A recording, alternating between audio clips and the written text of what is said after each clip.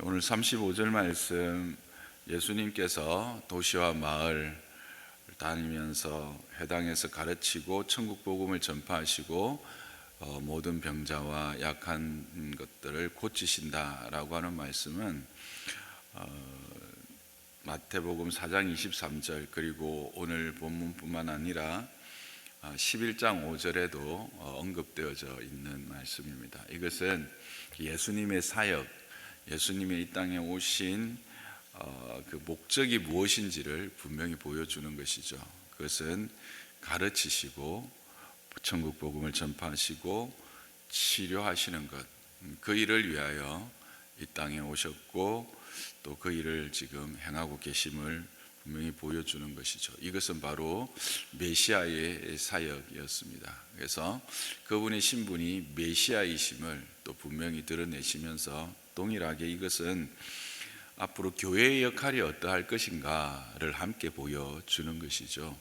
교회라는 것이 뭔가 결국 주님의 행하신 일들을 개성하는 것 아니겠습니까? 주님께서 행하신 일들을 계속해서 이어가는 그런 공동체로 세우신 거예요. 그래서 머리이신 예수 그리스도를 모신 몸인 교회다 이렇게 하잖아요. 그래서 머리이신 예수님이 행하셨던 일들을 이제 몸이 그 명령을 받아서 실질적으로 이 땅 가운데 계속 행해가는 그런 일인데, 그게 바로 가르치는 것과 천국 복음을 전파하는 것과 치유하는 겁니다. 말씀으로 그들의 심령과 또 그들의 육체 모든 연약함들을 고치고 치유하는 것, 이게 바로 교회의 역할이다라고 하는 것이죠. 그래서 교회는 이 일에 게을러서도 안 되고, 아니 게으르기 이전에 이 일을 반드시 행해야 되는 거죠. 이 일 중에 하나라도 빠지면 안 되는 거예요.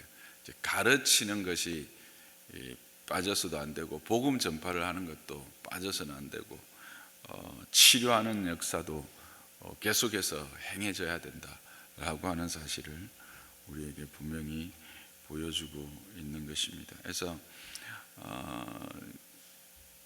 많은 이들이 이 현대에 있어서 이렇게 많은 사람들이 믿음에 대하여 또 교회에 대하여 대적하는데 굳이 나가서 전파하고 그렇게 할 필요가 있는가, 그런 이야기를 하지만 교회의 사명이기 때문에 이 일은 결코 포기할 수 없고 중단할 수 없고 또 계속되어져야 하는 사역입니다. 주님이 복음을 전파하시고 가르치시는 자리에서 치유의 역사가 일어나게 됩니다. 치유를 위한 역사가 따로 행해지는 것이 아니라 이 가르치시고 복음이 전파되어지는 현장에서 이 치유의 사역이 함께 이루어지고 있다는 사실, 그리고 우선순위가 가르치고 복음이 전파되고 난 이후에 주님이 늘 치유하셨다라는 사실. 치유라는 것은 그들의 필요를 채우신 것입니다. 그러니까 이 땅에 살아가는 모든 영과 육의 궁핍함과 연약함들이 이제 회복되어지는 시간을 이야기하는 거죠. 그 일은 가르침과 복음이 전파되고 나는 그 현장에서 함께 일어나고 있다는 사실을 우리는 반드시 기억해야 할 것입니다. 그러면 왜 예수님은 이와 같이 그 도시와 마을을 두루 다니면서 가르치고 천국 복음을 전파하시고 치유하셨는가 할 때 36절을 보면 무리를 보셨는데 그 무리가 어떤 상태입니까? 고생하며 기진하고 있었다는 사실입니다. 왜? 목자가 없었기 때문에. 예수님이 그들을 불쌍히 여기셨는데 그 불쌍히 여기신 이유는 그들이 지금 기진하고 고생하고 있기 때문에. 여기서 기진하다, 고생하다라는 뜻은 그냥 우리가 생각하는 참 힘들고 어려운 지경에 있다, 어려운 일을 하고 있다, 이런 뜻이 아닙니다.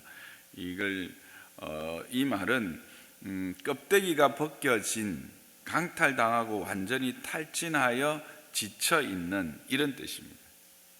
그러니까 이게 이제 그 맹수의 공격을 받아서 이제 껍질이 벗겨져 있는 상태, 그게 이제 고생하는 상태고, 그래서 강탈당하고 완전히 탈진하여 지쳐 있는 상태를 말하는 단어가 바로 고생한다라고 하는 말의 이제 원어적 의미가 됩니다.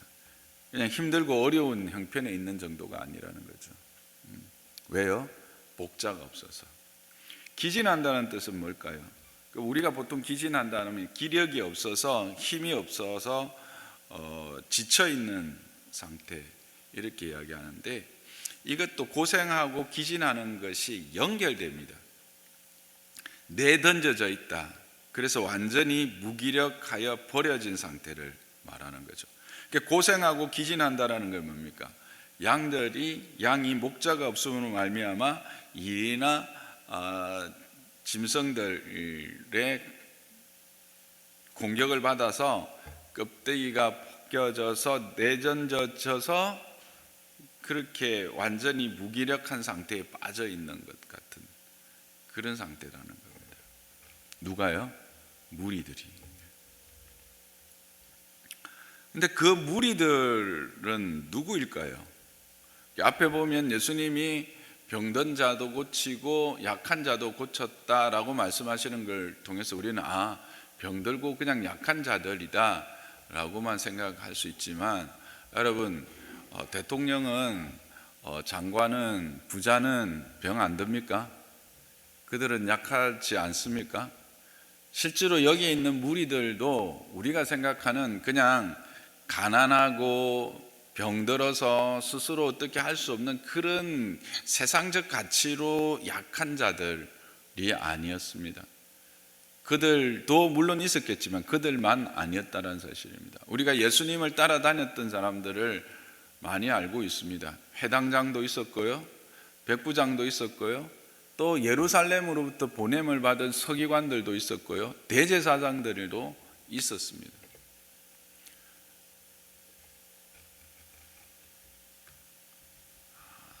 쉽게 말하면 땅에 존재하는 모든 이들을 다 가르친다고 볼 수가 있습니다. 그 말에 있는 모든 사람들입니다.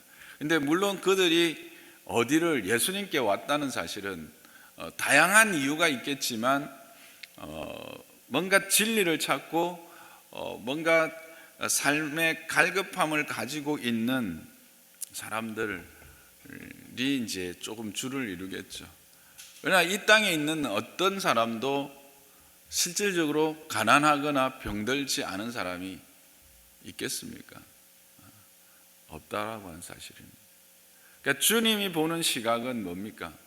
그들이 가지고 있는 세상적 가치로 판단하지 않고 그들의 심령의 깊은 곳의 상태를 보고 계시는 것입니다.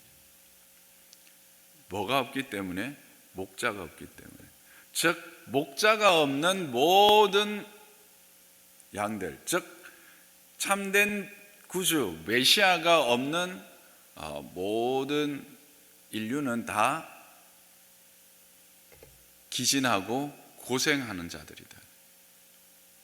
그렇게 주님은 말씀하고 계시는 겁니다. 우리의 마음, 우리의 생각을 다시 한번 돌아보게 하는 말씀이지요. 우리는 이렇게 전도를 하고 주의 말씀을 이렇게 천국 복음을 전파하고 가르치고 할 때 먼저 내가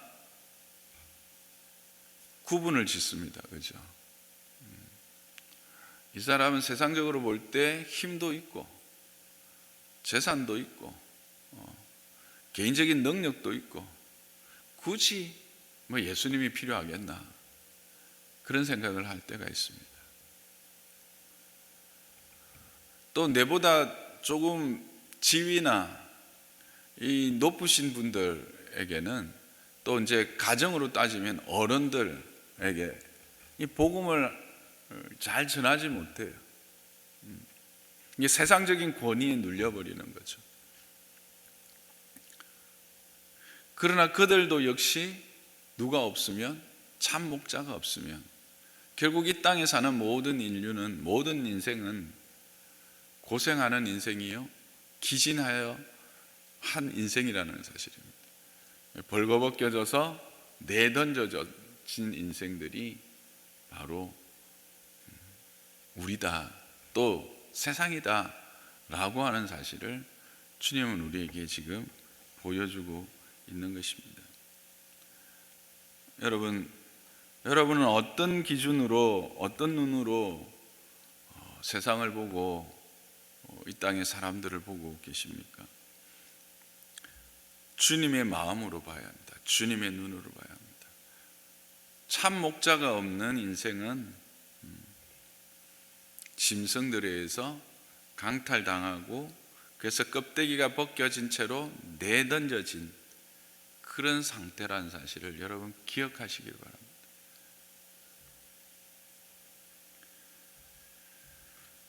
그래서 주님은 어떻게 하십니까? 그들을 불쌍히 여기십니다.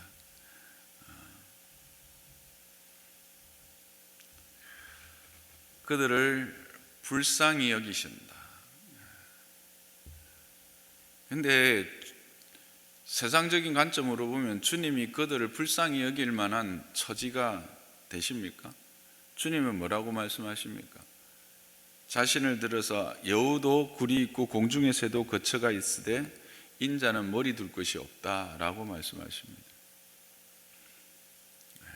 세상적인 시각으로 보면 그들 중에 있는 사람들이 다는 아닐지라도 예수님을 불쌍히 여기면서 봐야 될 처지일 수 있습니다.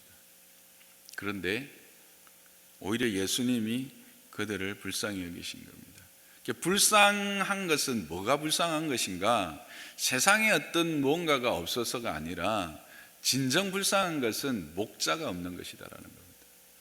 진짜 불쌍한 것은 참 목자가 없는 인생이 진정 불쌍한 인생이다 라고 하는 것을 주님이 우리에게 말씀해 주고 계시는 것입니다.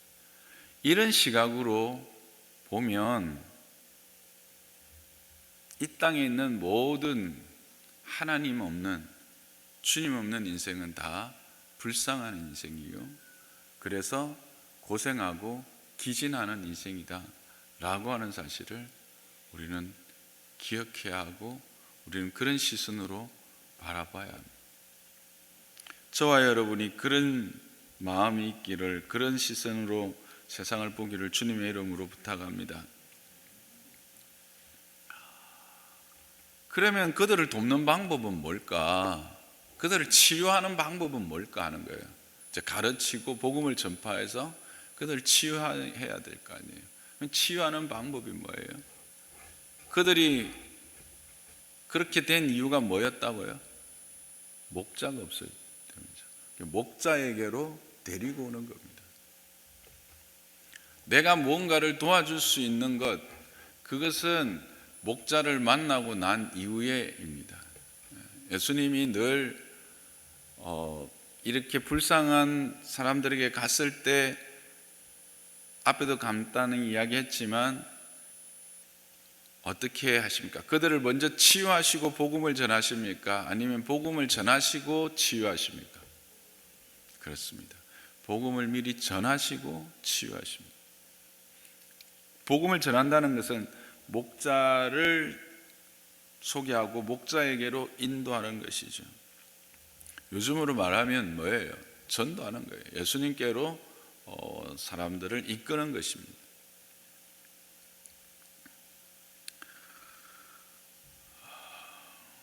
주님은 이것을 오늘 무엇에 비유하고 있습니까?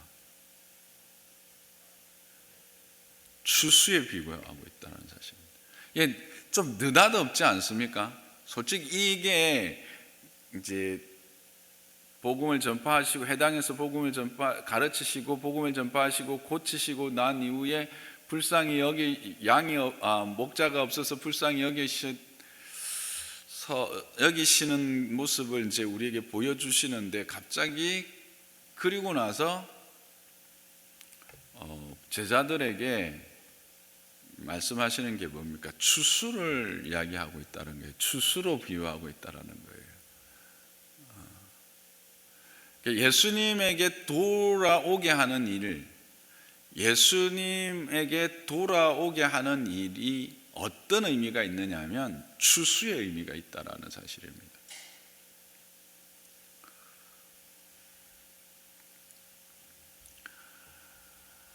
여러분, 추수는 뭐예요? 다 아시잖아요. 곡식이 익었다라는 사실이에요.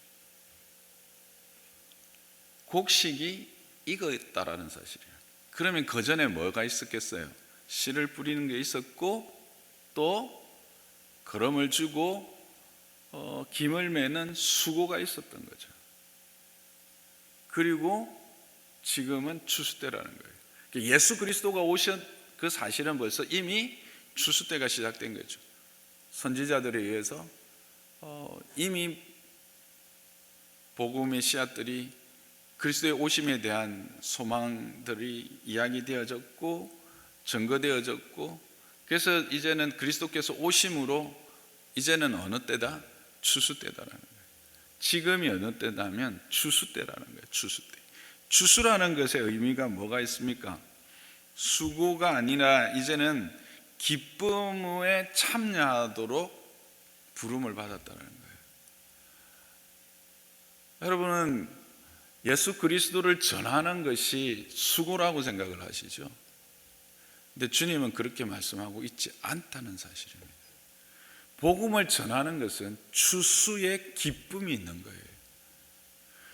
복음을 전하는 것은 추수하면 뭐가 생기는 거예요? 양식이 생기고 내가 부요해지는 거예요. 느닷없이 추수가 나와서 본문이 조금 비약된 것 같은 느낌이 있지만 이게 참 은혜가 되는 말씀이잖아요. 우리로 하여금 수고하도록 내몬 것이 아니에요. 우리를 어떤 사람으로 부르셨냐면 추수하는 일꾼으로 부르셨다라는 거예요. 추수하는 일꾼이라는 것은 기쁨에 참여하게 초청하는 것이요, 우리로 하여금 진정한 부요함을 누리게 하시는 하나님의 은혜의 방편이라는 사실을 여기서 말해주고 있습니다.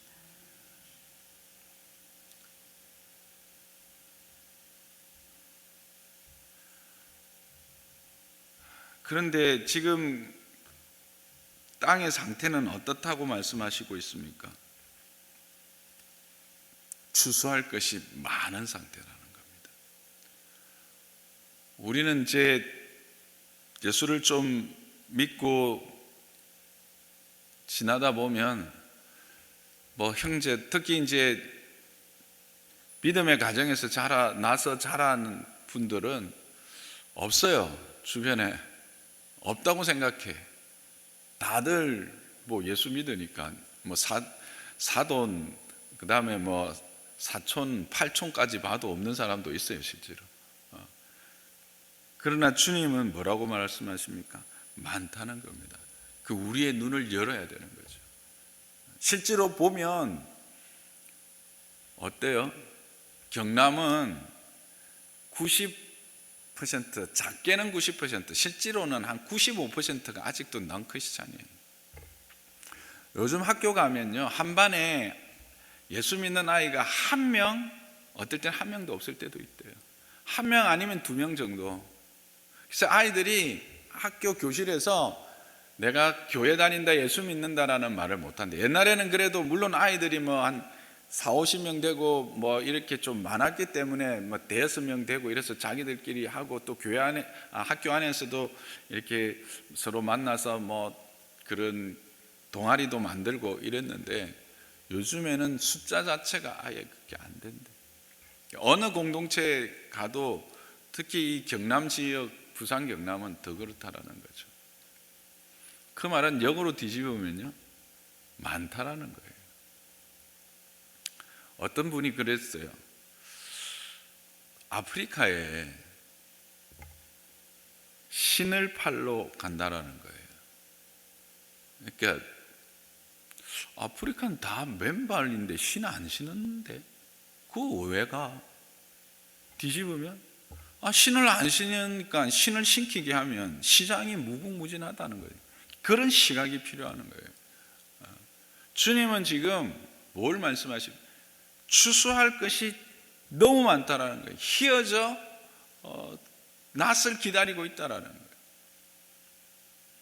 이 시각이 필요해요. 이 마음이 필요해요. 주님 마음이에요. 주님 보시기에는 아직 택하여 구원받을 자들이, 택한 자들이 많다라는 거예요. 이 성중에 내 백성이 많다. 이것 물론 바울에게 주신 말씀이지만 부족한 사람에게도 주었다고 말씀해 드렸죠. 이 교회가 세워지기 전에 주님이 주신 말씀이에요. 근데 지금도 보면 그때보다 더 많아졌어요. 실제로 이 교회가 세워질 때 이 땅, 이 장류가 한 15만 아직 안 됐었어요. 지금은요, 제가 알기로는 20만이 넘어간 걸로 알고 있거든요.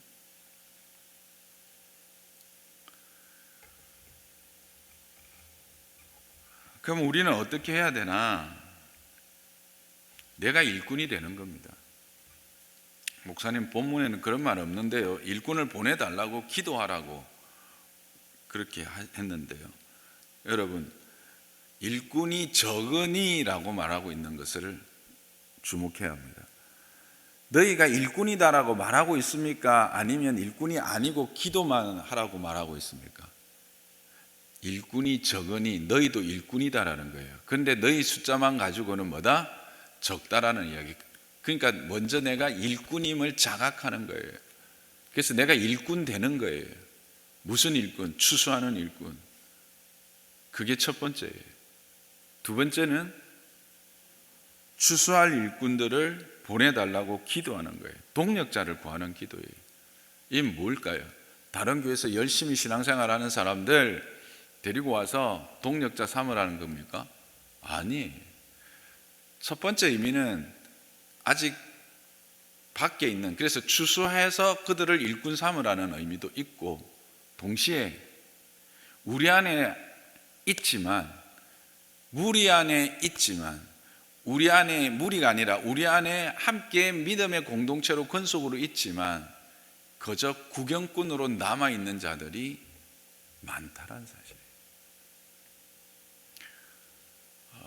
매년 이런 전도 집회 또 전도의 설교들을 해서 도전하기도 하지만 주님의 뜻을 함께 우리가 이루어 가자고 말하지만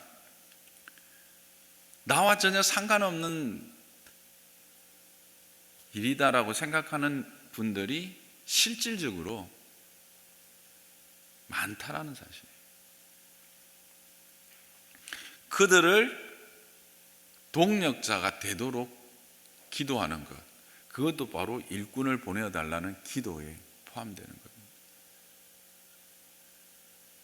오늘 아침에 우리는 이렇게 기도했으면 좋겠습니다. 주님, 장로산나 교회가 주께서 이 땅에 오신 목적인 이 가르치는 것과 천국 복음을 전파하는 것과 치료하는 이 일을 주님 오실 때까지 잘 감당하는 교회 되게 주옵소서.